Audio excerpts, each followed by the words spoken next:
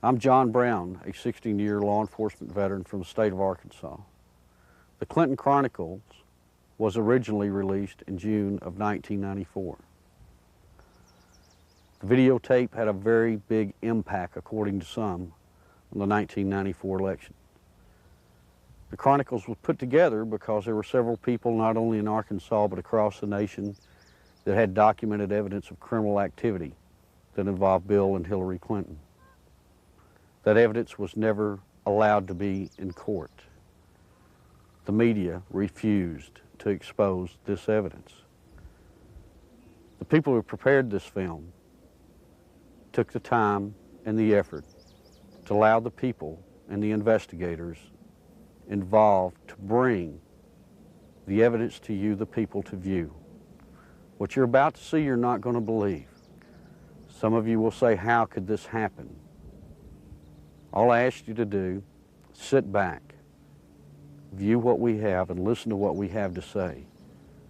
You make your own judgment.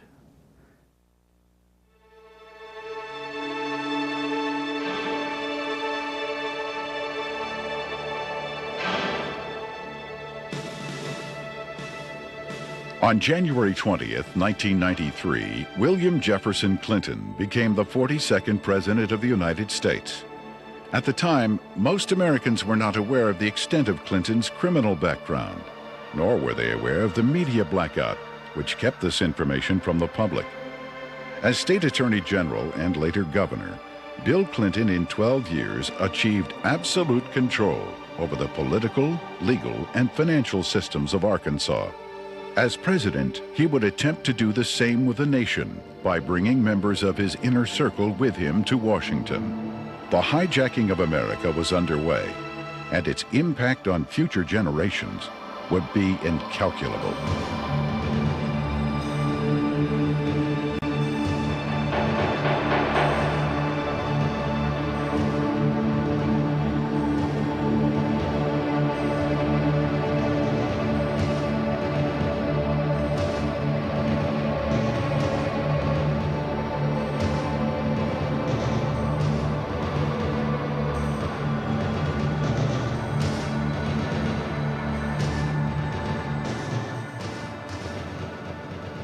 Bill Clinton was born in Hope and, of course, raised in Hot Springs.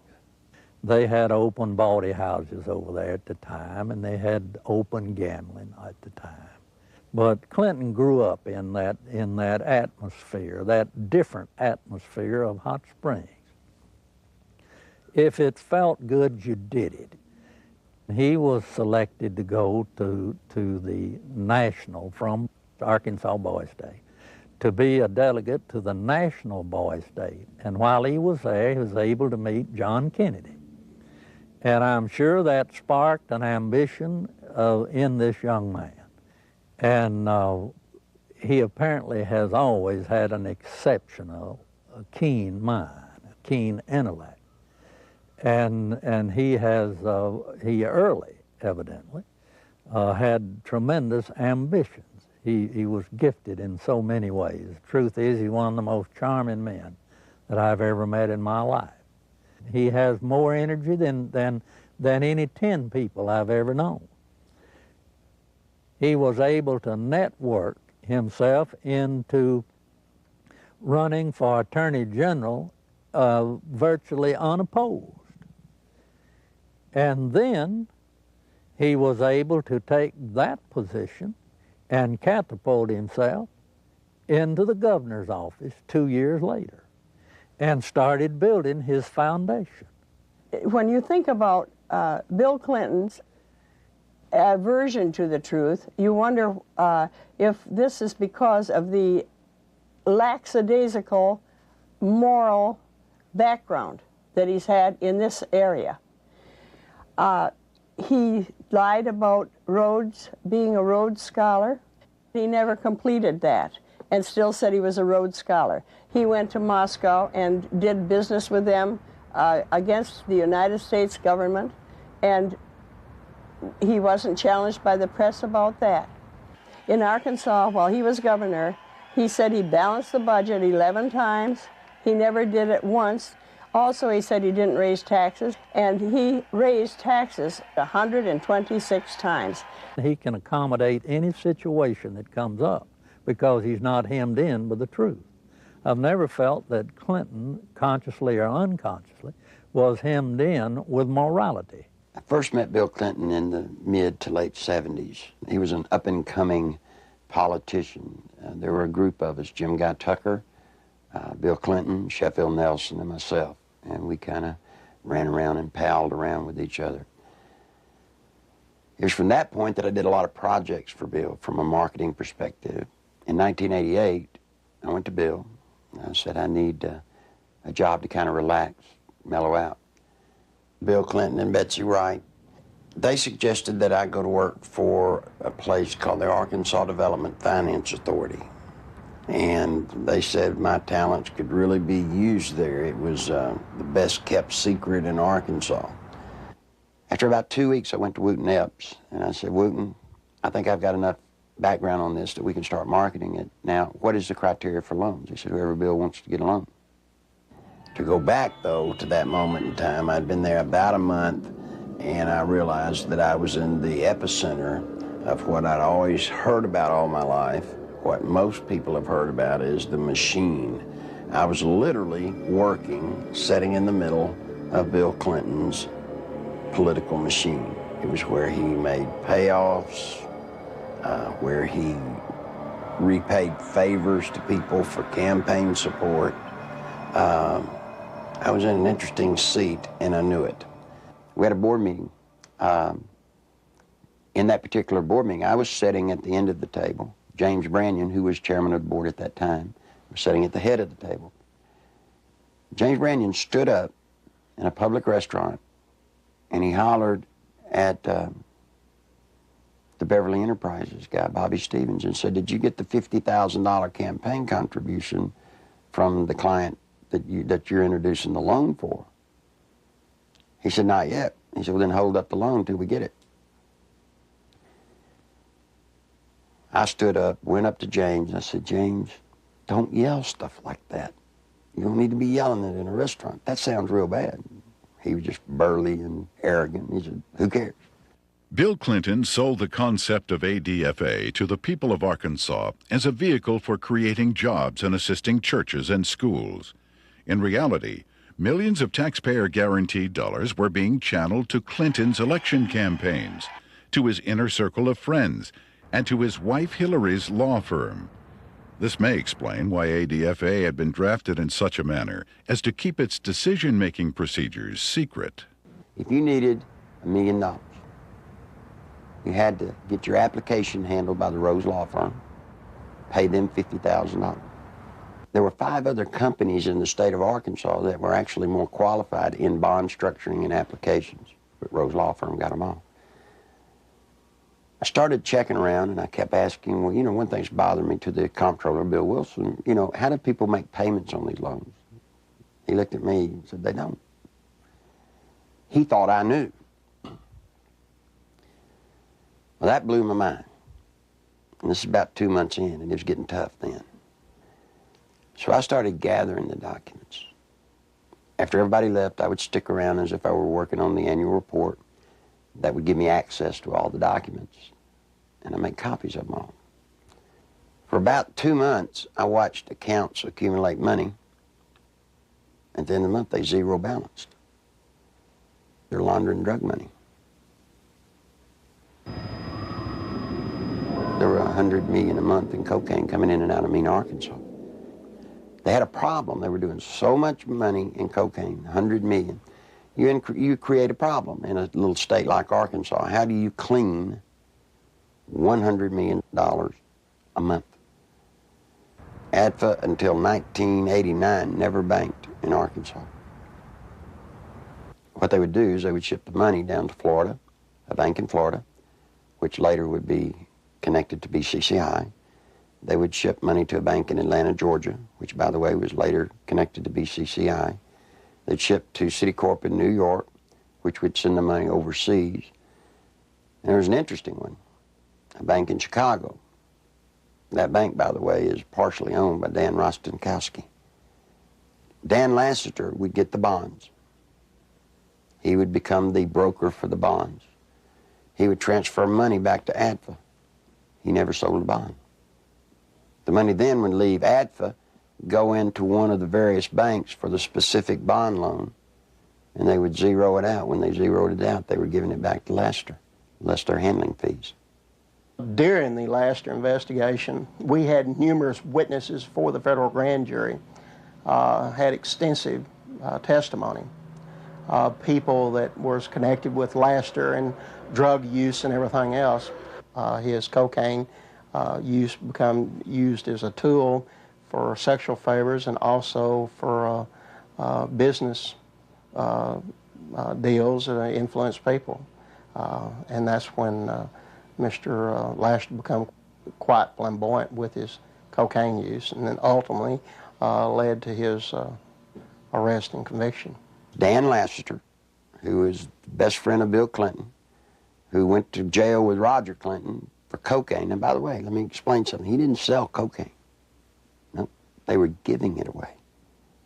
Huge piles of cocaine in his office. Ashtray upon ashtray full at the parties, and they would give it to young girls. That's sick. I mean, they were giving a highly addictive drug to young girls. One particular one comes to mind is a 14-year-old cheerleader out of North Little Rock. She was a virgin, and ultimately he ended up sending her to a physician of his. The physician put her on birth control pills. He used cocaine in order to ultimately she lost her virginity, and she got addicted to cocaine. And the last I heard of her, when we had her subpoenaed back to the federal grand jury, she was a hooker in Lake Tahoe. Dan Lassiter contracted to launder the money. Now, in addition to his contract to launder the money and the system that he and Bill Clinton had set up to do it, probably what he did is he took advantage of some of the cocaine. That's why he could give it away. Shoot, you have $100 million a month in cocaine. They wouldn't care if you took a bucket full a day. After Lassiter was indicted, I started to receive quite a bit of harassment from my own department, the Arkansas State Police. And I knew the reason behind it because the affiliation with the state police and the governor's office with Dan Lassiter and his business associates. Mr. Lassiter's cocaine involvement at times was very heavy, then at times he was very cool, calm, mediocre. He was very careful, as all of them have been for quite some time. Once he was convicted, he went to a minimum security prison, a holiday hotel we call them. He spent, I think it was 6 to 8 months, and he got out. Unbeknownst to anybody, Bill Clinton, the day after he got out, granted him a full and complete pardon.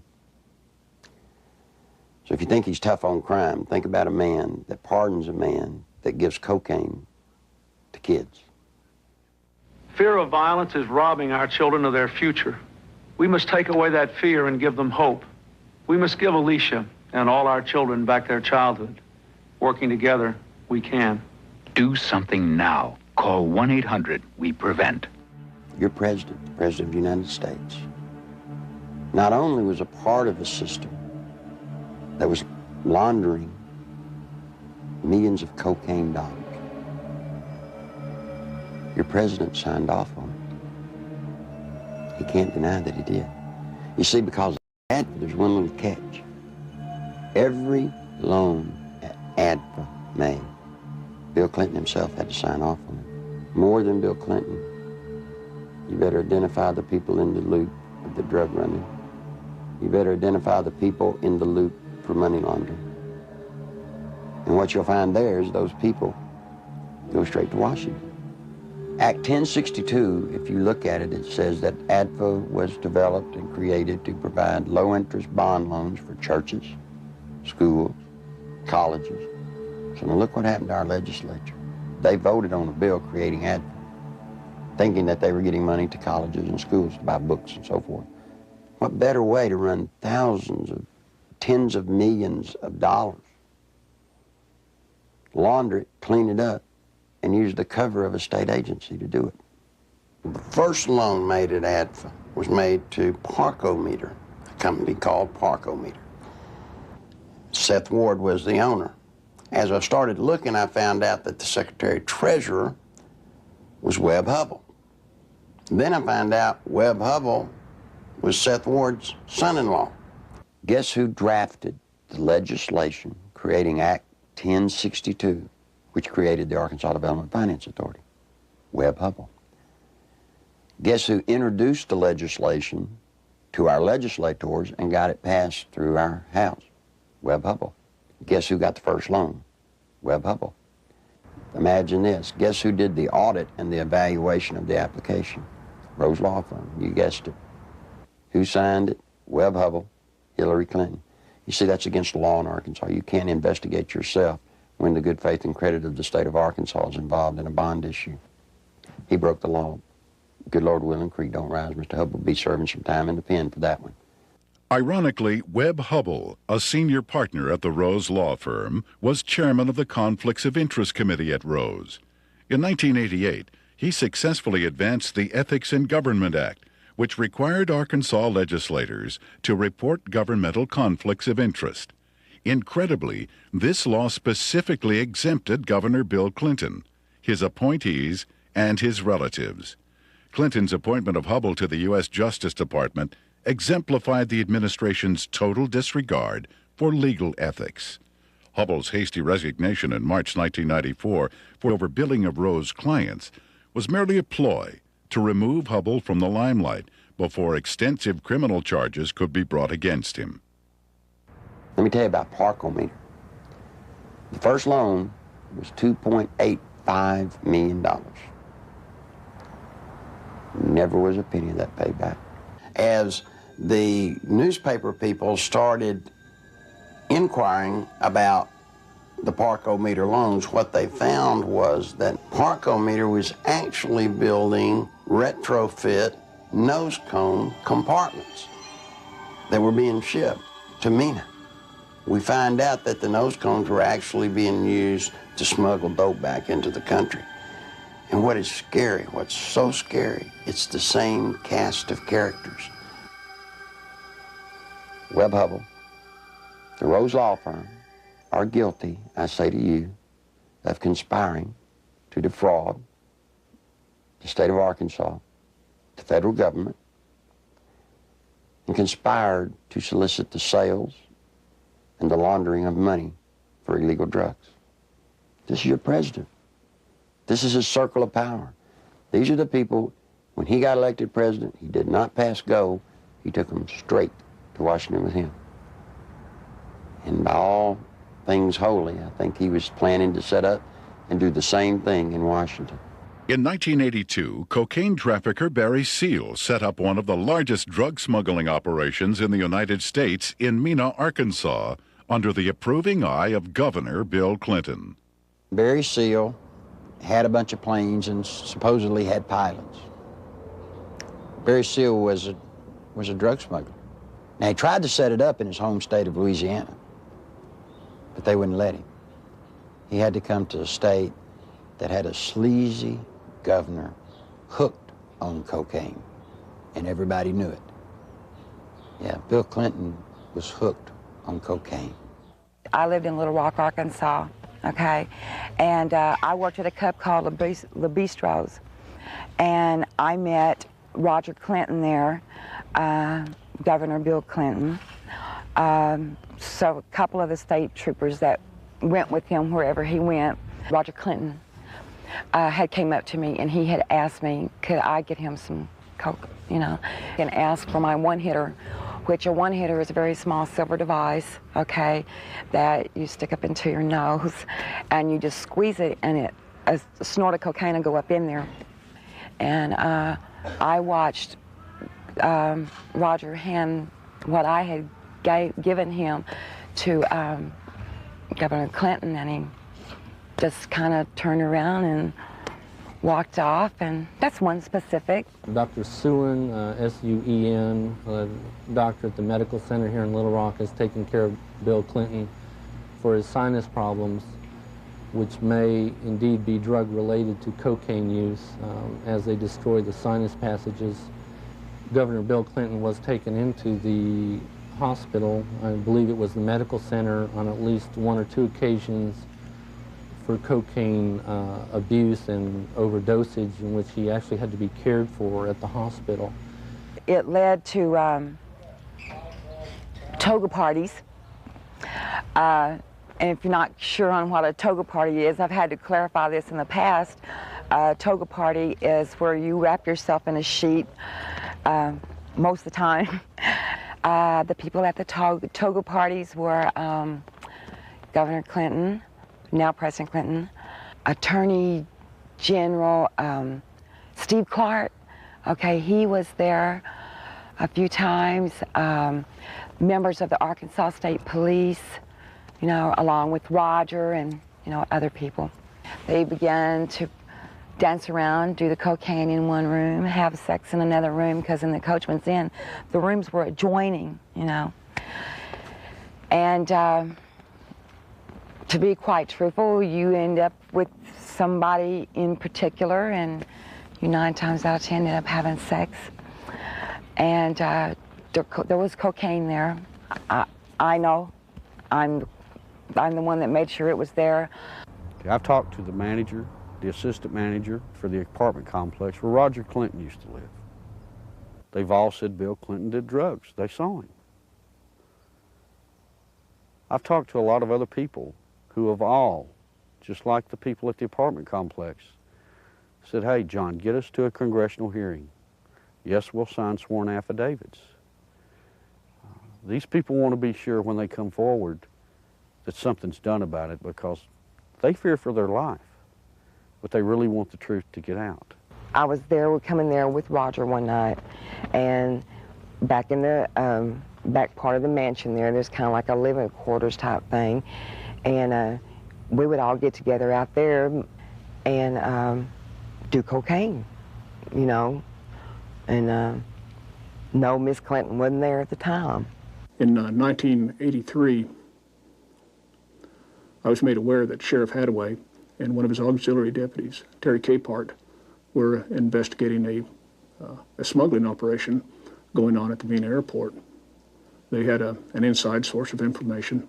Mr. Seal, it was our understanding, was the one who had brought the operation into the Mena Airport, and that had initiated the beginning of the money laundering and the illegal activity. He said 1983 was his most profitable cocaine smuggling period ever. Said that the airplanes that he had placed at the Mena Airport, there were 4 of them, a couple of Senecas and a couple of Panthers, and 1 or 2 stragglers here and there, different airplanes. He said they were purchased solely for the purpose of cocaine smuggling. There was, in my opinion, more than enough evidence to prosecute a number of people for crimes regarding the Barry Seal case at Mena. I snuck around, crawled through the bushes, thinking that I'd really have to hide to see them unloading the dope. Didn't have to. You could walk right up to the airport and they'd unload it right in front of you. They would unload it, they'd offload it. They didn't care. A certain degree of money laundering had taken place among these people that were associated with Barry Seal. What had not been done was to connect the dotted lines to ADFA. Because once you connected the dotted lines to ADFA, you had actually connected the dotted line to Clinton. In addition to the operations at Mena, small clearings in other parts of the state were used as drop points for money and cocaine. They had special cargo doors installed in the side without FAA permission, so that these doors could be opened in flight. They'd pull in, slide back, and the cocaine could be dropped out of the side in flight. When you have a public which is aware of an ongoing criminal enterprise, when you have an international cocaine smuggler who is high profile, and a lot of people know that they are operating in a small area. A lot of people knew about the money laundering. It was common gossip on the street because it was so blatant. and they see investigations ongoing for several years, and they keep watching for indictments. They know grand juries are convening. They know that witnesses are supposed to be providing evidence to a grand jury, yet year after year after year, no indictments are returned. People lose confidence in the system. Clinton had integrated a number of corrupt cops, judges, and politicians into high-level positions to ensure the continued success of the drug smuggling, money laundering operations. All was going well until a fateful night in the fall of 1987. On August 22nd, 1987, Kevin had spent the night with his friend Don Henry. They left Don's home around 12:30 or quarter to 1 on the 23rd of August in early morning hours, and the next thing we knew, they had been run over by a train. There seems to be a small airstrip in the area. There have been sightings and reports of small airplanes flying very low with lights off in the area. I believe they saw something they shouldn't have seen. 3 weeks later, their deaths were ruled accidental by the state medical examiner, Fahmy Malek, and we disagreed with that ruling because we thought the evidence pointed to homicide. At that point, we had a lot of questions and no answers, and the facts didn't add up to what he was telling us, so we decided to get a second opinion and met with resistance from all fronts, both with our local law enforcement, with the state crime lab, with everybody that we turned to. We obtained court orders requesting samples of everything that the crime lab had for a second opinion, and Fahmy Malek resisted court orders.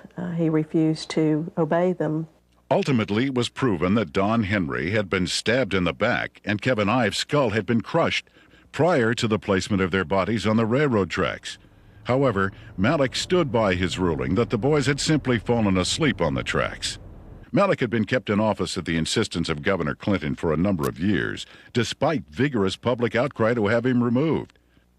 As long as Malek's rulings pleased the governor's office or state police, they were left to stand, no matter how implausible. Malek's obvious lack of medical knowledge reached a pinnacle when he ruled that James Milam, who had been decapitated, had died of natural causes. Yet Clinton, who had the power to remove Malek from office, insisted he stay. There were allegations of tampering with evidence in murder cases. There were allegations of perjury in different cases. It didn't seem to matter what Malek did, Clinton protected him. He made excuses such as he's overworked, he's just stressed out, he's underpaid. They gave him a $14,000 raise, which was an insult to my family as well as a lot of others in the state who to this day are struggling with asinine rulings in the deaths of children and other loved ones. I was outraged that protecting a political crony of Clinton's was more important than the fact that 2 young boys had been murdered. Dan Harmon was just a local attorney in the town of Benton, Arkansas. And after Don Henry and Kevin Ives were killed and their bodies placed on the tracks and run over by a train, he approached Linda Ives and the Henry family about trying to help them. He's a manipulator. Gives a great closing argument in court. He's been trained for years to play the game. He knows how to do it. He's very good at it. Mr. Harmon can win your confidence and make you think he's the greatest guy in the world. He did that to Linda Ives. He helped lead them down a path that absolutely led to nowhere on this case. I got involved in the case, and immediately Harmon tried to discredit me without even knowing me. Couldn't figure it out.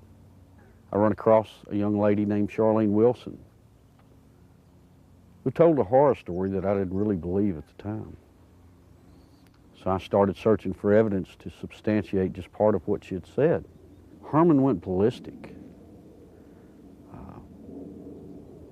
Called, he threatened me, threatened Sheriff Pridgeon, threatened Captain Gene Donham, the chief deputy. All because I talked to this one woman. The people at the track that night, to my knowledge, were Dan Harmon, Keith McCaskill, Larry Rochelle. I do know that the boys were watching the drop site, okay? And they got curious as to what was being dropped there. The fact is, we know who killed these kids. The whole reason this case, it's been slowed down, stopped, wherever we're at. They can't do anything with it as long as Clinton's in office, because it tracks right back to Bill Clinton being involved in the cover-up. He took care of everybody that ever covered anything up in this case. Everybody got promoted. A number of people approached the police with information about Don and Kevin's murders and consequently were murdered themselves. Shortly before Keith McCaskill was murdered, he knew that he was fixing to be murdered. He told his family goodbye, he told his friends goodbye. The night of elections in 1988, he took 2 pennies out of his pocket and threw them on the bar there at the Wagon Wheel and said, "If Jim Steed loses this election, my life isn't worth 2 cents." And he was murdered that night. Jeff Rhodes was a young man from Benton who was murdered in 1989. Shortly before his death, he made a phone call to his dad in Texas and told him he needed to get out of Benton, Arkansas, that he felt he knew too much about the boys on the railroad tracks and the death of Keith McCaskill. A couple of weeks later, Jeff was found dead. He'd been shot in the head.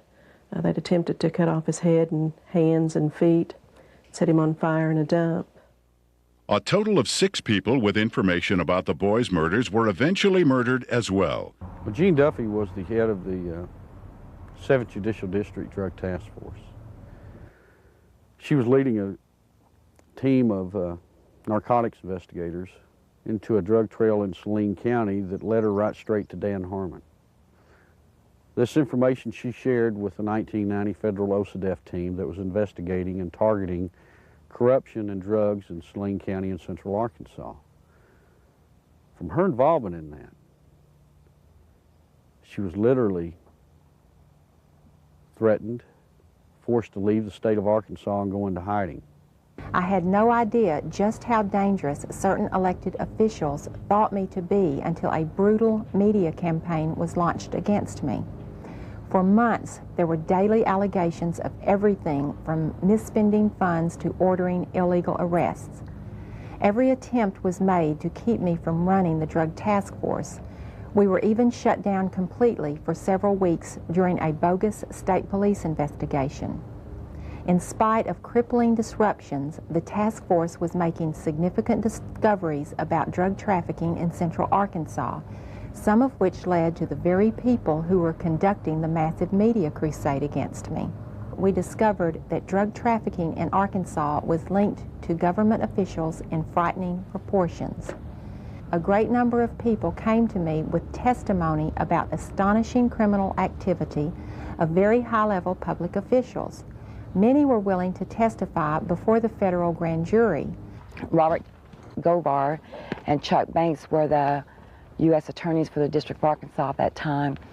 I was subpoenaed to testify on behalf of the drug trafficking and the cartel, more or less is what it was, that had to do with Dan Harmon and what I call company, because there are there's a whole bunch of them that are involved. I was asked quite in depth about the drug trafficking that went on with Dan Harmon, Mr. Clinton, Roger Clinton. Although there was an abundance of evidence and word kept reaching me from members of the grand jury that they were ready to indict, no indictments came. Mr. Govar also insisted that he was ready to prosecute at least 2 key figures, but the holdup was his boss, U.S. Attorney Chuck Banks. who repeatedly delayed requests for indictments. Harmon had paid a visit to Chuck Banks, the U.S. District Attorney, who was in charge of that district. It's recorded, he signed in. He was there approximately 30 minutes, and up until that time, everything appeared to be running fine with the grand jury. Then, in November, Banks removed Govar from the case, and I was fired from the task force. From this point, the ordeal turned really ugly. In January 1991, one of the key targets of Govar's investigation, Dan Harmon, took office as the 7th Judicial District Prosecutor. Harmon immediately called a state grand jury to investigate the allegations against me. To avoid being jailed in Hot Spring County, which would have put me in serious danger, I left the state. In the meantime, Banks, who had taken over the federal investigation, attempted to give the appearance of carrying the investigation forward while systematically destroying it. He harassed witnesses, suppressed evidence, and finally announced in February of 1991 that the investigation had disclosed no credible witnesses or evidence against any public official. I received a phone call, and they told me that I had made a very big mistake. And I was assured by the U.S. Attorney's Office that my name, that my testimony, that my statements, that the people that were on that witness list would never, ever be revealed. Well, you know. Someone in the U.S. Attorney's Office had given Mr. Harmon a list of the effective witnesses, you know. Some of them witnesses over a period of time have came up dead and or missing or have never been heard of again. That don't give you a very good feeling. I'm scared of these people. I'm very scared of them. Guess who arrested her? Dan Harmon. The very guy that she says turned her on to drugs now has her arrested. Dan Harmon, he walked to me, handed me what was supposed to be a search warrant, and he said, "Bitch," excuse me for saying that, "I told you if you ever brought my name up or brought anything up about the past dealings that we've had, that I'd take you down." He said, "You're going to prison. I'm going to put you in prison." He did. I'm here. I mean, I've watched second, third offense people walk around with probation on top of probation on top of probation. Not this lady. First time she's been arrested for drugs. They allege that they found in her home. She gets 30 years. Sure, everybody ought to be able to see through this. This is a man that told Linda Ives for years, "We're going to get to the bottom of your son's death." But yet when I start making progress, it looks like the people I talk to starts getting time in the penitentiary. Linda says it's business as usual in Saline County, justice as usual in Arkansas. There aren't any words in the English language that can describe how it makes you feel as a parent or as a citizen of Arkansas to see what our officials are capable of doing. You know, I think we were just kind of naive, common, ordinary people.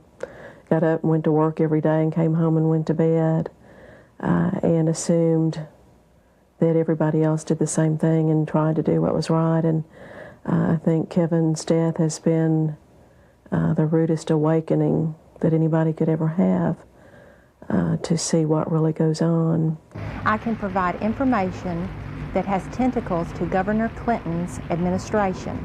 It is apparent to me that a congressional investigation is the last hope, not only for the people of Arkansas, but for the people of our nation who are now vulnerable to the powers of a president who has left in his wake implications of illegal activities and serious improprieties. Meanwhile, Welch and Duncan's investigation into the operation at Mina was about to derail. We'd been so busy investigating, just concentrating, focusing, that it took a while to register that nothing was going to happen. We could not understand what was happening. Neither Mr. Welch nor I were ever subpoenaed to testify before the grand jury and present massive amounts of evidence of wrongdoing by associates of Barry Seal. No indictments were ever returned against any of the individuals, and I can tell you there was extensive evidence. There definitely was some suppression of evidence and definitely a cover-up of an investigation, and somebody should be held accountable as to why that happened. Not one major cocaine bust was ever made in Arkansas out of Mina, Arkansas. Now imagine that, 10 years nearly in its running. Never one truckload ever got caught. During the 1992 Attorney General's race in Arkansas, a member of Clinton's staff had approached Winston Bryant and had asked him to stay away from the Mina affair or the Mina matter. I've done quite a bit of investigation into the Mina Barry Seal case myself, and quite frankly, it is a federal problem. After Winston took office, Bill told me that he was no longer allowed to discuss the Mina Airport investigation from the Attorney General's office. The Attorney General's office is not like most Attorney General's offices across the country. We do not have the authority to convene a grand jury and initiate criminal prosecution. A lot of people have said that the Mina operation stopped in 1986 when Barry Seal was gunned down. It's not true. Covert operations are still going on in Mina, Arkansas today. Now, if you stop and think, back when Bill Clinton was governor, he was asked about Mina. He said, well, that's a federal problem. I'm not going to get involved in it. Well, he's not the governor of Arkansas anymore. He's the President of the United States. We still have operations at Mina, Arkansas. This is his golden opportunity to take care of it. My question is, why doesn't he? I've always thought it was a wonderful thing to be able to serve your country as a federal law enforcement agent. And for 15 years, I did not encounter anything like the corruption which I encountered after the Mina investigations began. President Clinton's verbal commitment to a war on drugs has been negated by his actions. During his first weeks in office, Clinton revoked random drug testing for White House staff members. He eliminated 121 positions at the Office of National Drug Control. And he appointed Jocelyn Elders as U.S. Surgeon General, despite her well-known desire to legalize drugs. One of Hillary's investments, under the direction of Tyson Foods counselor James Blair, netted almost $100,000 on an initial $1,000 investment, a nearly impossible feat using legal methods. I can't read their minds or speculate, but I had absolutely no reason to believe that I got any favorable treatment. Coincidentally, Governor Clinton enacted a number of state regulations allowing Tyson Foods to grow into the largest industry in Arkansas. Don Tyson put in $600,000-$700,000 all told in all of Bill Clinton's campaign. Guess what he got out of it? He got $10 million. Guess from where? The Arkansas Development Finance Authority. And he never paid a dime for it. I had heard rumors of Don Tyson and his alleged cocaine use and distribution. And I went through the intelligence files and come up with enough that I thought was sufficient amount of evidence to launch an investigation on Mr. Tyson simply out of the Arkansas State Police intelligence files has been accumulated for years. A great deal of criminal investigation files were surfacing with Don Tyson's name mentioned in there as being involved with some drug and narcotics trafficking activities. So I interviewed some of the investigators who worked on the Tyson case. Most of them felt that Tyson should have been indicted, but the investigations were always sabotaged, oftentimes from within. One particular undercover narc agent told me that another criminal investigator in that department named Doug Fogley was furnishing Don Tyson with photographs of the undercover narcotics agents that were working on his case. Donald Smaltz was actually hired to look into the allegations that Tyson had given bribes to different people, specifically to the Secretary of Agriculture, Mike Espy. Now, what came out of that investigation was very remarkable. Drug abuse, drug distribution, money laundering, even murder for hire. Now, Smaltz collected all this stuff. He compiled it, he put it in proper order. Then he approached Janet Reno and said, look, you know, I need to broaden my investigation. I'm finding more here than just simple payoffs. What do you think happened? Well, by now, most of you already know. He was turned down. Just exactly what we expected to happen happened. I mean, Tyson already hired lobbyists, attorneys, who all approached Congress trying to get everybody to stop Smaltz. Why is it in this country today that if you got a little money, you walk away? Why is it you can create the pressure to stop investigations? And I promise you, Janet Reno has stopped this one. You look at these and you wonder, how could this happen? You know, how does someone elude prosecution with reams of investigative reports? How does it get stopped? Some say it's Bill Clinton.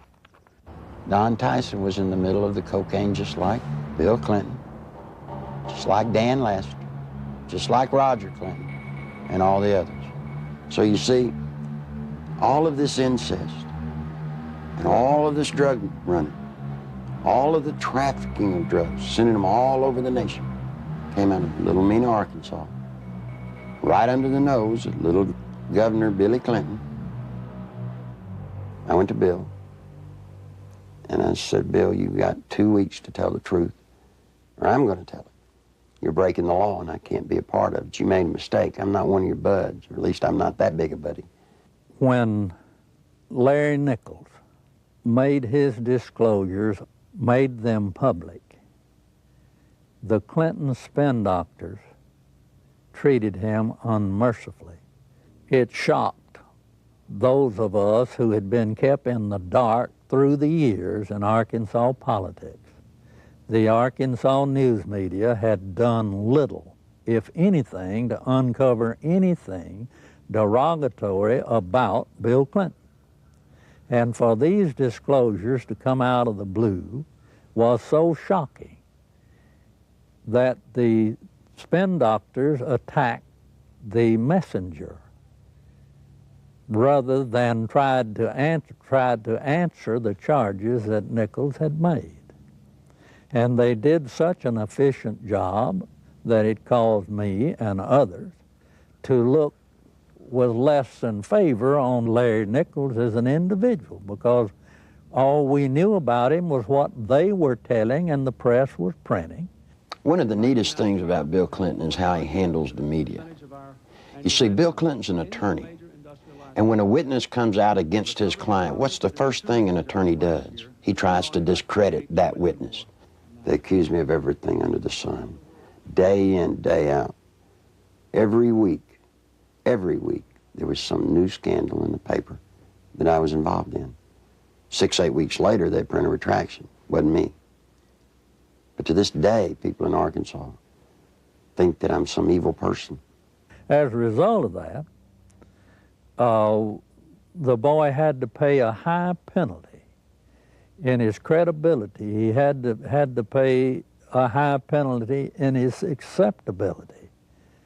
And then when the new evidence came out that supported everything that Larry Nichols had said, he finds himself, I think, probably in the position of knowing that he had been exonerated, but he has not been exonerated in the minds of the people generally, in my view.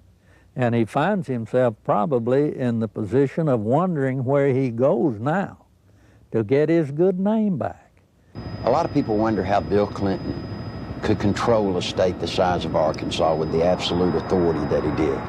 It's not hard. You see, after 12 years, after kissing the people that have the money, Bill Clinton controlled the legal system. He controlled the judges. He controlled the attorneys. He controlled the banks. It's just a small state, a one-party state. What tends to happen in small states like that, I think, is the longer the person remains governor, that I think the greater the abuses are. And I think the abuses were very, very widespread under Bill Clinton. One thing that's very difficult for people to understand, Bill Clinton doesn't care about money. He cares about power. All he needed ADFA to do was to channel money to the big players financially. I got tickled when the reporters during the campaign came here. They were looking, trying to find out where Bill Clinton profited. He didn't. He profited by putting money into his friends' pockets. The way they were doing these bond issues and just the whole political atmosphere, quite frankly, was a scandal. But that's the way things had historically been done in Arkansas. But imagine this, imagine the power this man has in Washington, D.C. Imagine what he can do to this nation if he gets that circle of power going there, as he did here. Nothing I can do, nothing you can do can stop it. Because he'll have the absolute power, and believe me, he will use it to have you investigated, to have you arrested, to have your company audited. No, that's what'll happen when his circle of power is complete. When I worked at ADFA, it was not uncommon for Bob Nash to call me up and say, hey, Nichols, the governor needs about $5 grand transferred to his travel account so he can go see his ladies. And we would at ADFA transfer $5,000 to $10,000 for him to go see his girlfriends in either L.A. or New York. He'd use so much travel money to go see women out of his regular travel budget, he would even have to borrow money from ADFA, not to mention the fact that ADFA's budget was not quite as scrutinized as the governor's budget. But he literally used money, ADFA money, the people of Arkansas, taxpayers' money, to conduct liaisons. During the 1990 Arkansas gubernatorial race, Larry Nichols, in a last-ditch attempt to alert the public, boldly filed a lawsuit against Bill Clinton. As expected, the lawsuit was eventually quashed, sealed, and illegally dismissed by a Clinton-appointed judge. What Nichols didn't expect was a complete media blackout of the facts he presented. Back in 1990, after all the damage they had done to me, I did something that most people wouldn't do in Arkansas. I sued Bill Clinton. Now, it's very important to note that in that lawsuit, I brought out the names of 5 women. On October the 19th, the only press conference I've ever held in my life was on the Capitol steps of Arkansas. Every news organization in Arkansas, newspaper, TV, radio, were there on the steps. I read the names of the 5 women. I read and talked about ADFA. No one had ever made such a cold, callous statement against Bill Clinton, where he named the women. When I got through with the press conference, I went through the center door, and I walked out with the camera crews with me, and I walked all the way to the end to the governor's office. And I left the press release right on the governor's secretary's desk. Not one bit of the press release made it into the local TV or the local newspapers, anywhere. It didn't show up anywhere. The reason I tell you that is because in those days, he had the circle of power complete in Arkansas. Eventually, every allegation stemming from Nichols' 1990 lawsuit and press conference would prove valid regarding Clinton's taxpayer-financed sexual liaisons, his drug usage, and his criminal activities relating to ADFA and Whitewater. Gradually, the women who had carried on adulterous affairs with Clinton began to emerge. The first was Jennifer Flowers, who, like all those close to Clinton, was faced with a decision. Either keep quiet and receive a government job, or go public and face character assassination in the press. Betsy Wright, Clinton's former chief of staff, admitted she had been hired to conduct media smear campaigns against anyone planning to tell the truth about the governor's sexual habits. She was prepared to go after at least 26 women who had the potential of destroying Clinton's chance at the presidency. During the 1992 presidential campaign, I was getting bludgeoned by the media because Jennifer Flowers had come out of my lawsuit. A man called me on the phone on a Monday. His name was Gary Johnson. He was an attorney. He told me that he felt bad because I was being bludgeoned, and he wanted to talk to me about handling my case. Well, I was craving an attorney, any attorney, to help me. You know, I saw Larry out there doing battle, so to speak, on his own, and I felt like he needed some help. I met him on a Tuesday. He was a special attorney. I didn't even know it. You see, he lived next door to Jennifer Flowers. For security purposes, Gary Johnson had installed a video camera near the front door of his Quapaw Tower condominium. Looking at someone in front of my door, it got a perfect shot of them in front of Jennifer Flowers' condominium. And it wasn't my intention ever to take pictures of Bill Clinton going in to see Jennifer Flowers. I could care less who Bill Clinton goes to see. But it just so happened she lived next door to me, and I mounted the camera there. Guess what he caught on tape? Bill Clinton walking into Jennifer Flowers' apartment on numerous occasions with a key. I actually saw him go into her condominium. It wasn't that I was standing there looking out my peephole watching Jennifer Flowers' condominium. It had nothing to do with Bill Clinton. It's just that I got the camera. I had the camera before Jennifer Flowers moved in. And when she moved in, she just happened to have some very interesting house guests. Go back to 60 Minutes when Bill and Hillary were loving kisses. They stood up and lied, and Bill said that he had never been to her apartment, that he had only called her once from the kitchen and from his office.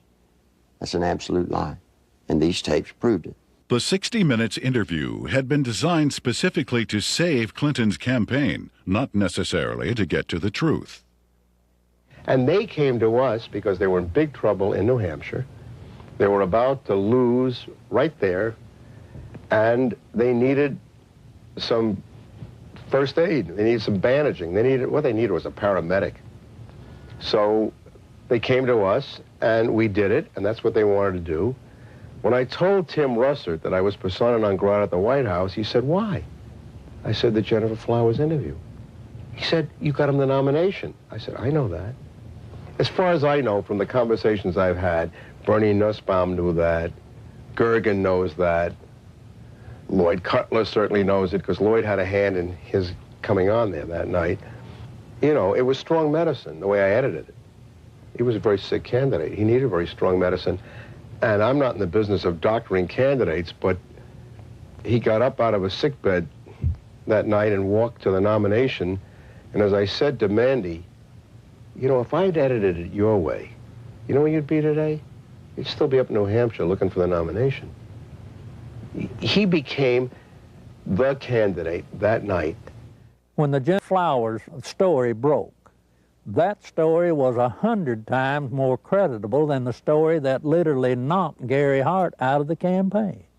I had been Jennifer Flowers' neighbor. I knew that Bill Clinton wasn't telling the truth about that.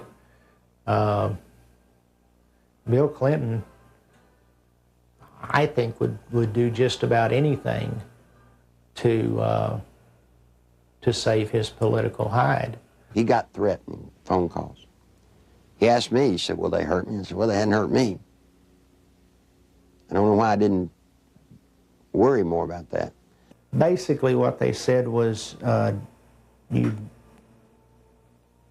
mind your own business.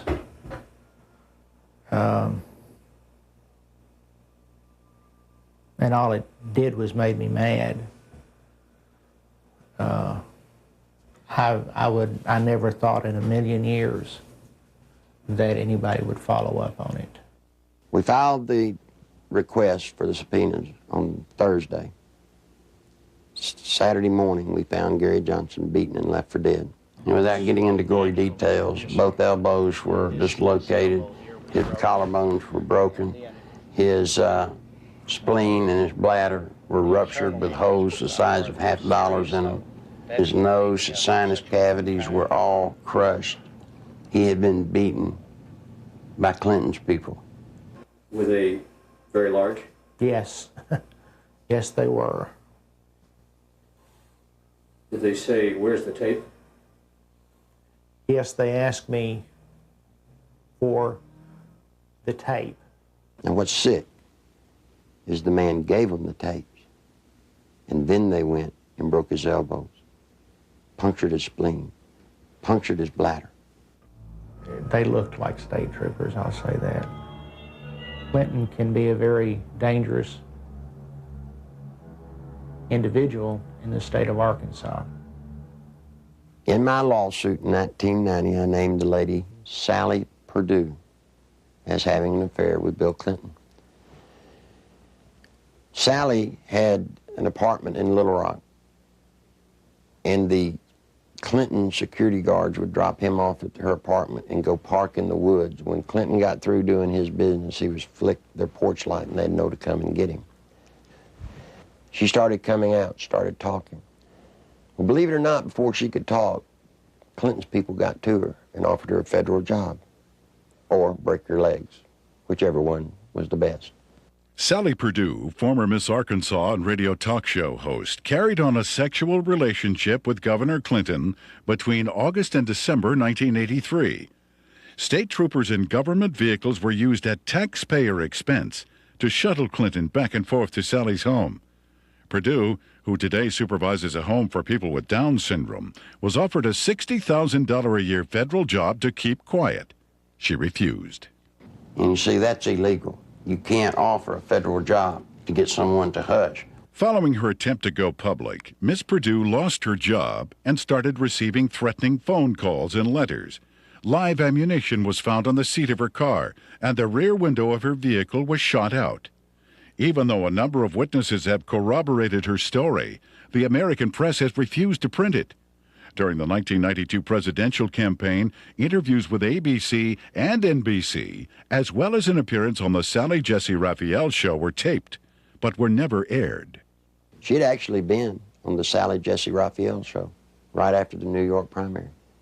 Did you know the TV stations around the country blacked out that program and wouldn't show it?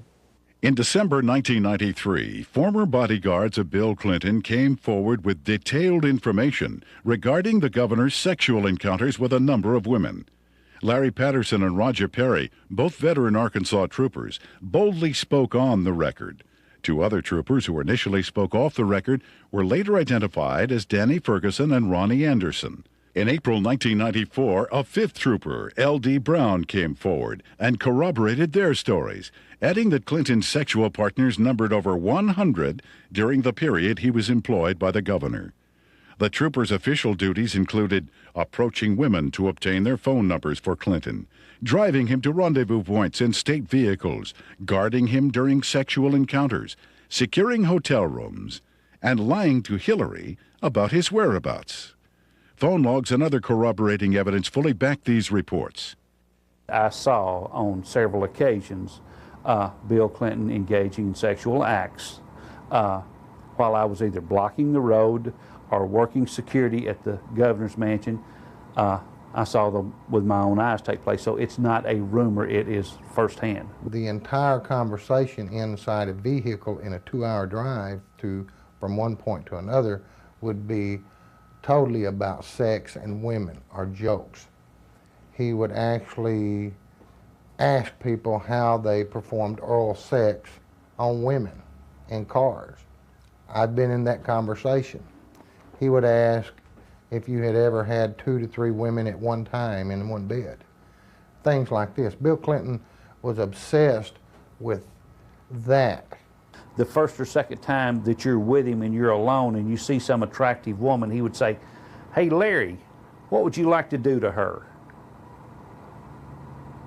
And, you know, this is the governor of the state of Arkansas. The majority of his off time was spent trying to figure out ways to be with women that he wanted to be with.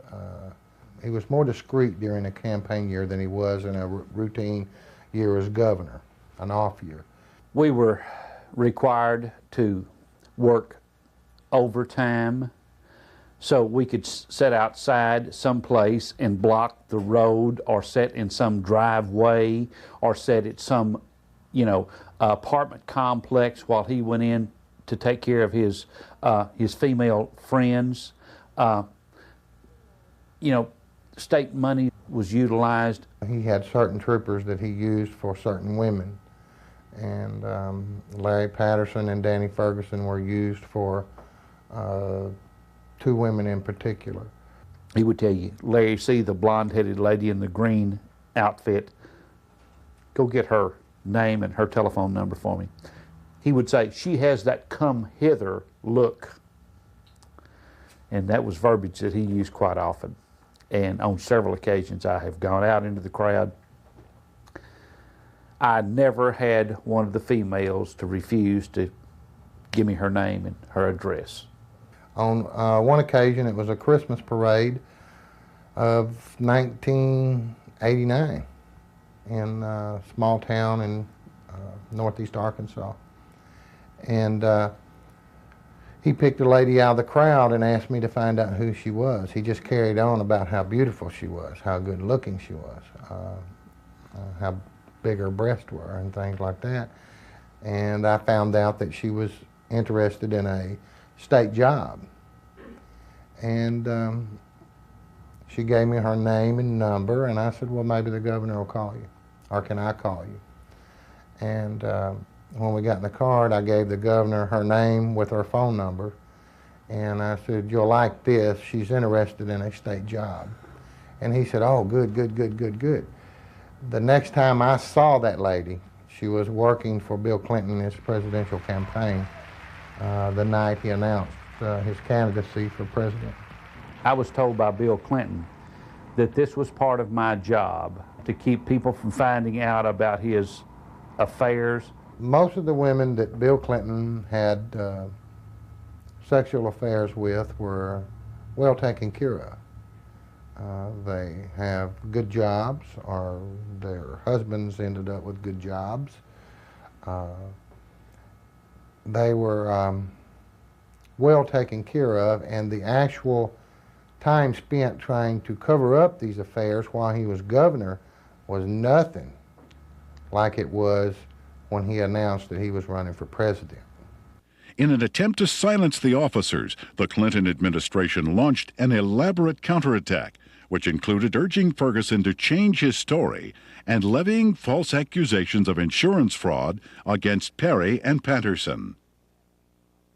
When Larry Patterson and Roger Perry came out, Clinton's security guards, they substantiated everything that I'd alleged in the lawsuit. These people were there, they were bodyguards. But watch what happened. The same thing that happened to me, they planned to do to them. They roasted them in the media. They said they were committing insurance fraud. The evidence of that these state policemen have brought forward relative to Clinton's womanizing is being questioned by the spin doctors as not being credible. Yet it is more credible than the evidence on 90% of the people who are confined now on death row across America. Is this fair? Did y'all see there were papers saying that the troopers were telling the truth and were found innocent? Ere to the stories they were telling have a basis, since they're not the scumbags that the spin doctors for Clinton tried to make them out to be? These two have had the courage to come forward, and the evidence that they have presented has not only been credible, but it's been overwhelming. And the truth is, I'm convinced that it's just the tip of the iceberg. On May 8, 1991, Paula Jones, a state employee with the Arkansas Industrial Development Commission, was working the registration desk for the governor's Quality Management Conference at the Excelsior Hotel. Governor Bill Clinton was to be the main speaker. I was approached by one of Bill Clinton's bodyguards named Danny Ferguson, and I was given a number. And I asked him what it was. I held out my hand, and he said, it's a number to a hotel room that the governor would like to meet with me. Well, I was surprised, and I kind of talked it over with my coworker, and we didn't have any reason to believe that we couldn't trust him, so I agreed to go on up to the room and meet with Mr. Bill Clinton. I got to the room, and Governor Clinton, he opened the door to meet me. It was a room that did not have any beds in it. It had couches and stuff like that. It was more like a meeting type room. And he had asked me about my job and how I liked it and who my boss was, and I told him, and he mentioned that he liked the way that my curves were on my body, and he liked the way that my hair went down my back, the middle of my back. And then he tried to lean over, and he started to put his hand up my leg, which it happened so fast, and he tried to kiss me on the neck. It happened so fast, but he tried to bend over and kiss me on the neck as he was putting his hand up my leg, and I backed off. I said, I don't want to do this, and I said, I think I need to be going. And then he got up before I even knew it and dropped his pants, and Bill Clinton asked me to perform oral sex on him, which I declined, and I jumped up, and I told him I needed to go immediately. That's when he went to say, if you have any trouble whatsoever, you have Dave Harrington, your boss, contact me immediately. And I said, well, I'm leaving, and I started to proceed down the hall to the door, and he followed behind me. He said if we could try to keep this between ourselves. And I went down the elevator, went back to my registration desk, and I told Pam the whole story. I can't understand how somebody can take advantage of somebody like that, and then they have the audacity to drop his pants. I mean, you know. I'm not going to dignify this by commenting on it. Paula gave the exclusive to the Washington Post, and Mike Isikoff, we were going to be as open as we could with the Washington Post. And Mike told Paula that as far as he was concerned, that he believed Paula, and that he thought the story should be told. And Mike said they were ready to put the story out, and they were going to go to the editors and present the story to him. We heard that Mike got suspended from the Washington Post, and there was a big fallout between the editors of the Washington Post and Mike. Paula Jones filed a lawsuit against President Clinton, claiming sexual harassment. The same day, a massive media smear campaign against Paula Jones was launched. Think about a man that has no more regard for women than Bill Clinton does. They're just sex things. I don't understand the feminist movement being behind Bill Clinton. He hangs women on his wall like trophies. A number of women who have had sexual relationships with Bill Clinton have allegedly been given major career boosts in exchange for silence. Beth Colson received a judicial appointment to the Arkansas Court of Appeals from Clinton. Regina Blakely landed a job with CBS National in Washington covering the White House. Likewise, Deborah Mathis secured a lucrative job with the White House Press Corps. Susan Whitaker was made the liaison between the Arkansas State Capitol and the White House. Elizabeth Ward obtained a position with the Clintons' close friends, Hollywood producers Harry Thomason and Linda Bloodworth Thomason. And Joe Jenkins was given a high-level position with AP&L. One of the most harrowing stories of Clinton's attempt to keep his promiscuity hidden involves Jerry Parks, a private investigator and former chief of security for Clinton's campaign headquarters. My father was Luther Gerald Parks, a.k.a. Jerry Parks. He was the head of Clinton's security for Clinton's inaugural campaign whenever he was running for president. My father was brutally murdered at Chenal Parkway and Arkansas Highway 10 in one of the most elite parts of Little Rock, Arkansas. Someone pulled aside alongside him and started shooting at him. They cornered him, stopped him on Highway 10 as he was turning left onto Highway 10 off Chenal Parkway. They stepped out of the car after blocking his path. He was shot 5 times, once in the leg, once in the arm, 3 times in the chest. My father had a file on Bill Clinton's infidelity and his affairs that ran from approximately 82, 83 to somewhere between till about 90 to 91. The file consisted of pictures, time, dates, places of where Bill Clinton was at, where Roger Clinton was at, the type of drug use that Bill Clinton and Roger Clinton were involved in. I was the only person that would ever go with him when he would do his private investigative work. And I remember 4 to 5 times that I was with him, and that's what he was keying on. I saw Clinton with a lot of different women, a lot of different types, sizes, shapes, colors, one of them being Jennifer Flowers. You know, I was just like, wow. It was more neat than anything else that, you know, somebody that is this famous, this bigwig, can get away with this. It just blew my mind. Shortly before Jerry's death, the phone lines at his home were cut, the security system was disconnected, and the Clinton files were stolen.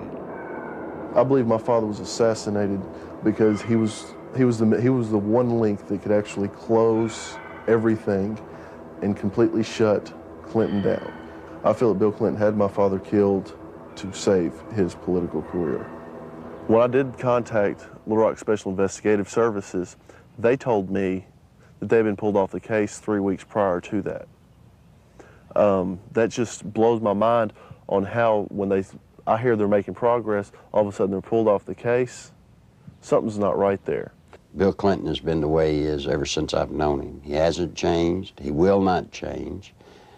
People inside the White House today tell me that he's running sexcapades in and out of the White House like have never been there before. It's a disgrace to America. If we had known his background, the people of Arkansas would have never elected him governor of this state. And I charge the media of this state for not doing their duty and exposing these things that have since become matters of fact. He's a womanizing, dope-smoking, liar, and a draft dodger. I don't remember those being in the Constitution as exactly the model qualities we want in a president. I think the media has been part of the covering up of the actual true story of and character of Bill Clinton. I believed with all my heart that the American people had the right to know what they had been sold. Bill Clinton is not the person that they voted for. Voters who depend on the media for unbiased information regarding political candidates have been betrayed. Much of the information concerning ADFA, Whitewater, and Clinton's sexual promiscuity was known by the media as early as 1990, yet was kept hidden. The media's heavy pro-Clinton bias prior to the 1992 election was best summed up by Newsweek when they candidly stated, "Truth is, the press is willing to cut Clinton some slack because they like him and what he has to say."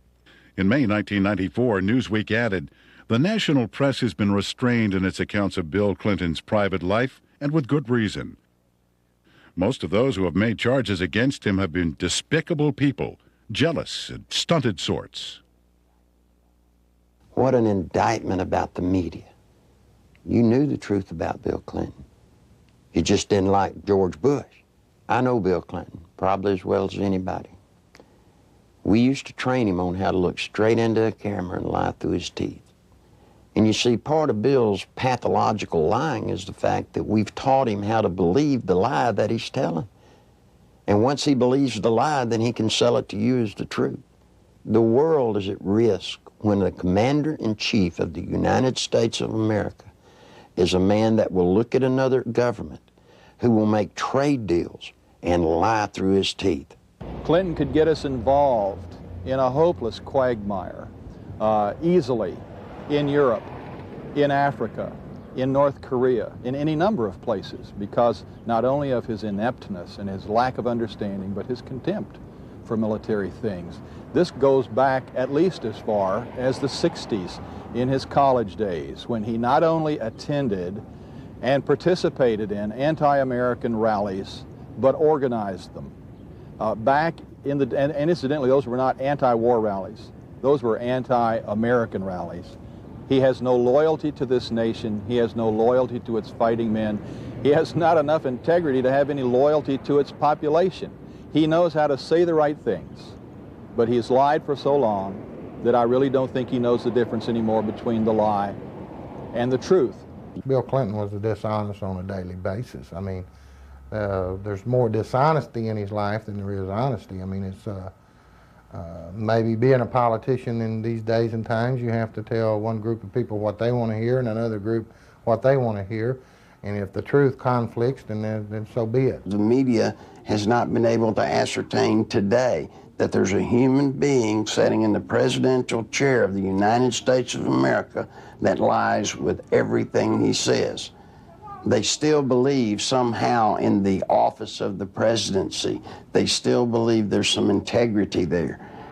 Attempts to keep the criminal activities of Whitewater concealed from the public were largely successful prior to the 1992 election. After that, however, the raging Whitewater Rapids could no longer be contained.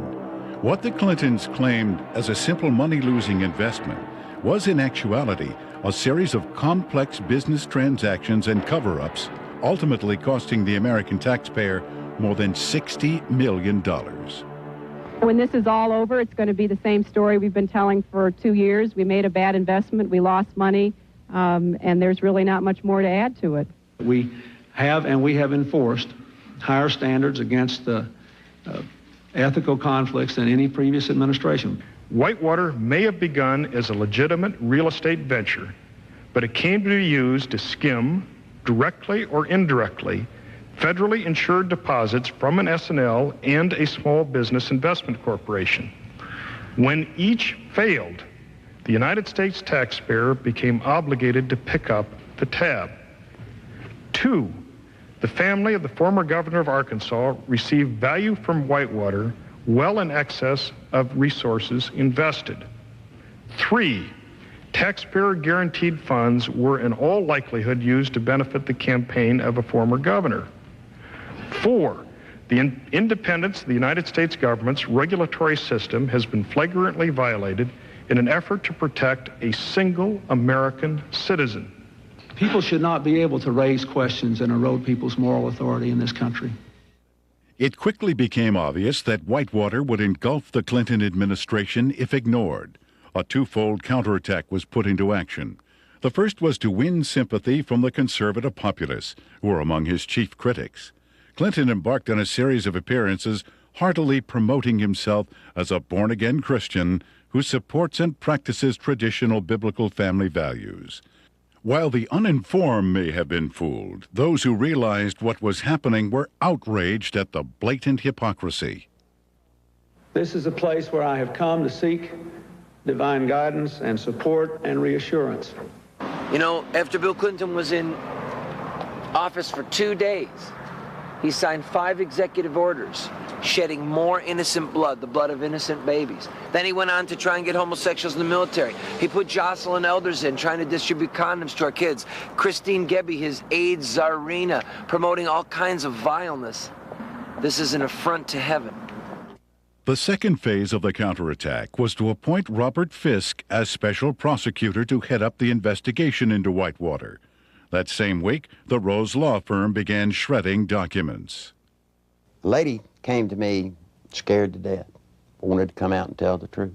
I said, what's the matter? She said, they're shredding documents at the Rose Law Firm. Well, I tried to tell the media. The media said there was no way that could be going on. Well, in came a journalist from a Washington newspaper. He goes over, investigates what I told him. And you know what? The very week he investigated, guess what they were doing? Shredding documents right there at the Rose Law Firm. It had his initials pretty much all over it. Everything from the box to the manila files to I even saw his signature on with the Rose Firm letterhead. You see, all of the Whitewater documents, they're getting rid of. They're getting rid of them as fast as they humanly can. It's the nerve and audacity that those two people, Bill and Hillary Clinton, have to shred documents, to destroy evidence in a federal case. That is why we're here in front of the Rose Law Firm, because of the works of darkness that have gone on. Documents have been shredded here. What else has gone on here? I'm telling you, there are people inside this building that right now they're saying, if they only knew, if they only knew. During that same week, there was also a fire at the Worthen Bank building. Now, this fire was on the 14th floor, and supposedly it was started by a space heater. I want you to look at this footage and tell me if you think it was an accidental fire by a space heater. This is a CPA firm, and the documents that were in this office were important documents relative to Whitewater. If you go back to Arkansas and you look at the Secretary of State's office, anybody that's ever run for office in recorded history, you can find out who their major campaign contributors are since day one, except for one person. Bill Clinton's records at the Secretary of State's office disappeared. You see, they did it then. They'll do it now. All the information pertinent to Whitewater, any notes left by Vince Foster, any personal documents that would lead anywhere to any type of criminal activity, they're just going to be destroyed. Fisk's initial assignment was to quell rumors regarding the alleged suicide of Vince Foster. Foster was a senior partner with Hillary Clinton and Webb Hubbell at the Rose Law Firm prior to his appointment as White House Deputy Counsel. In fact, he was handling the Clintons' personal legal matters while he was in the position of assistant to the president, in violation of a conflict of interest at that time. From the outset, the investigation into the death of Vince Foster has been marred by controversy. At Bill Clinton and Attorney General Janet Reno's insistence, responsibility for the investigation was turned over to the Park Police, even though Foster's death fell within the jurisdiction of the FBI. Not until his death had sufficiently developed into a full-fledged scandal 7 months later would the FBI be allowed in. The results of the FBI's investigation, along with the findings of the Park Police and coroner, were incorporated into a report issued by Special Counsel Robert Fisk. The report, released June 30th, 1994, confirmed suicide as the cause of death. However, a careful examination of key pieces of evidence taken directly from the report itself indicate a number of alarming contradictions inconsistent with the report's own conclusion that Foster took his life. The official coroner's report depicts a large gaping 1-inch exit wound located 3 inches below the crown of Foster's head. According to Fisk, the area surrounding the body at the park was meticulously searched to a depth of 18 inches, but no brain tissue or skull fragments were found. An FBI analysis found none of Foster's fingerprints on the gun, despite the fact the gun was found in Foster's hand. However, the FBI did make one extraordinary discovery. One latent fingerprint was visible on the underside of the right pistol grip, approximately 2 inches from the base of the grip. This print did not belong to Foster. No attempt was made to determine the identity of the person whose print was found on the gun's hand grip. Gunpowder was found on Foster's clothing, which did not match the gun found in his hand. Fisk speculated that gunpowder of a different type was accidentally blown onto Foster's clothing by an exhaust fan in the Park Police laboratory. However, once again, Fisk was not able to support this theory with any evidence. One of the most crucial pieces of crime scene evidence, the fatal bullet, has yet to be found. A thorough FBI search of the area, which even uncovered artifacts dating back to the Civil War, yielded over 70 pieces of metal, including 12 modern-day bullets. Yet, none of them matched the gun found in Foster's hand. Against standard police procedure, not one resident living nearby was ever contacted during the investigation to find out if a gunshot was heard. Even though Fisk insists that Foster killed himself, leading forensic experts from around the country now agree it is highly unlikely he pulled the trigger himself. Within minutes of the verification of Foster's identity, the Park Police issued orders to seal Foster's office at the White House. David Watkins, Clinton's administrative assistant, assured the police he would take care of it. He lied. Immediately, high-ranking members of Bill and Hillary's staff began ransacking Foster's office, removing important and possibly incriminating documents. The people entering the office included Bernard Nussbaum, counsel to the president, Patsy Thomason, White House Administration Director and former assistant to cocaine distributor Dan Lassiter, and Margaret Williams, Hillary Clinton's chief of staff. Patsy Thomason was the top aide for Dan Lassiter when he was running his company and doing all the dope. You can only say that she was there taking care of Dan Lassiter's interest in the White House. As mentioned earlier, the Arkansas Development Finance Authority had been laundering its drug money through the Bank of Credit and Commerce International. BCCI collapsed in the early 1990s. Millions of depositors and taxpayers lost billions of dollars, making it the worst banking scandal in history. Heading up BCCI was former Defense Secretary Clark Clifford. The overwhelming criminal charges against Clifford were eventually dismissed by President Clinton. The attorney for Clifford and BCCI was none other than Robert Fisk. Fisk knew that a thorough investigation of Whitewater would eventually lead to ADFA and his former client, BCCI. Fisk also knew he would never be able to complete his investigation since it is illegal to prosecute a former client. Fisk was not selected by the Justice Department to investigate Whitewater at all, but to simply subpoena documents and testimony, making sure they never see the light of day. The investigation of Whitewater is being handled by an independent special counsel whose appointment I supported. Our cooperation with that counsel has been total. Now think just for a moment. If there are papers that prove you did nothing wrong, then why would you destroy them so that they don't come out? Why would you hide behind subpoenas and the cloak of secrecy? No, see, Bill and Hillary Clinton have something to hide. And only through a congressional hearing does this nation have a snowball's chance of that truth coming to the light of day. That's the reason it's so imperative that the Congress of the United States rise to the occasion and meet their responsibilities to hold public hearings relative to this matter during this period of time, or justice will never be done. There are lots of people that come to me that want to tell the truth. They come to me, but they're afraid. They're afraid of losing their jobs. They're afraid of family members or themselves being hurt. Don't be afraid anymore. Bill Clinton doesn't own the world. He doesn't scare me. He shouldn't scare you. I wish all of y'all would do what I've done. Stand up. Stand up for the country. I want my daughter to know that if you stand up and tell the truth, you're okay. Right now, all she sees, if you stand up and tell the truth, you'll be destroyed. If you're a pathological liar, lie through your teeth, every breath, hurt people needlessly, you'll get to be president. You don't want that. I don't want it. If I had anything to say to Bill Clinton, you know what it'd be? It's bound to be a great burden to walk around lying from one thing to another, to never tell the truth. Bill, tell the truth. Come clean. All you may not get to be president, but the truth will set you free. It'll set all of us free, and it'll save the nation. I've still not been accused of anything wrong because I haven't done anything wrong. And I'm not going to do anything wrong.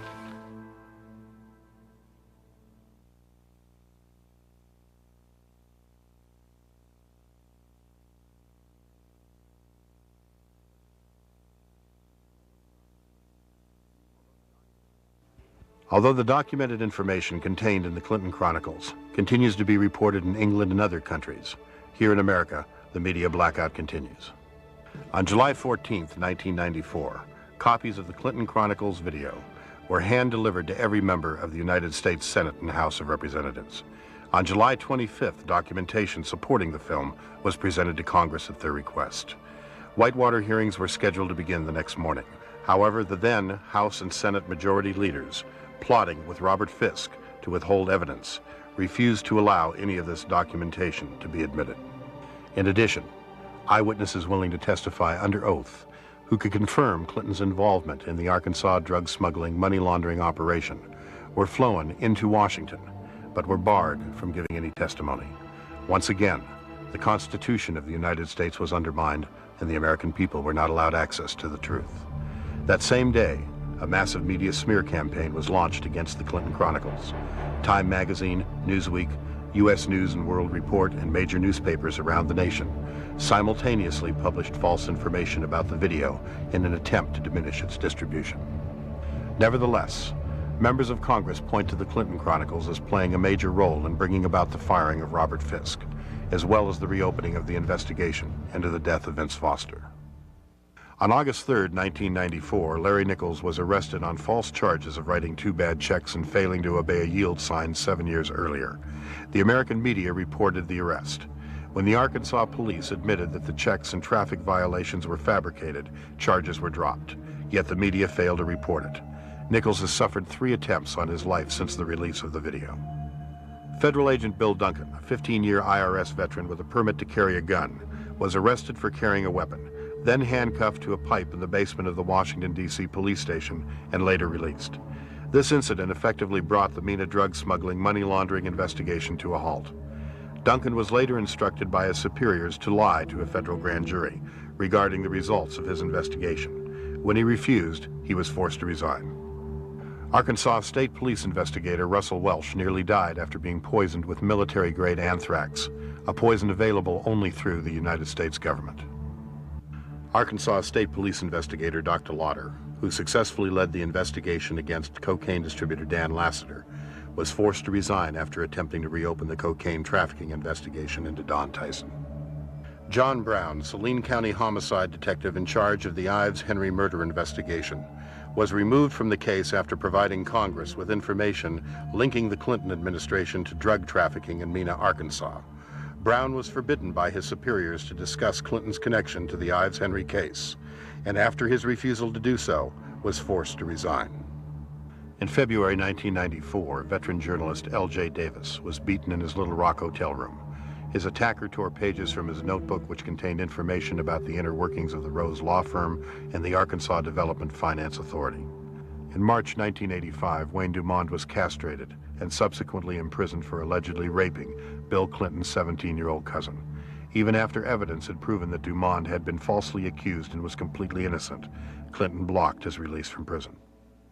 To date, every case which would link Bill Clinton with any criminal activities have been effectively shut down by various governmental agencies. The one office that all of us universally look up to, irrespective of what party or political philosophy we espouse, is the presidency of the United States.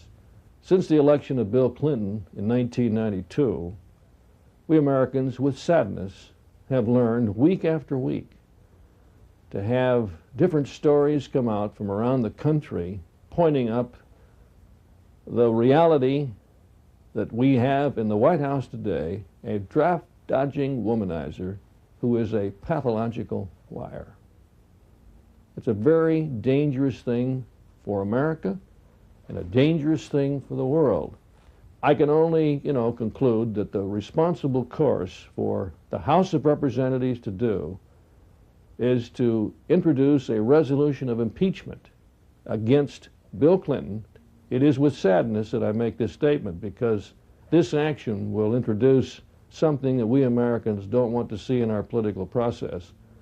But we can't continue down the course of what we see unfolding before our eyes almost every week or almost every day. And the best thing for all of us is to get it out in the open and go forward and let the chips fall where they may. Under our Constitution, the House introduces a resolution of impeachment, and the U.S. Senate is a place where a trial takes place. And I think for the good of the country, for the good of the peace and tranquility of the Western world, this is a course that Congress should take.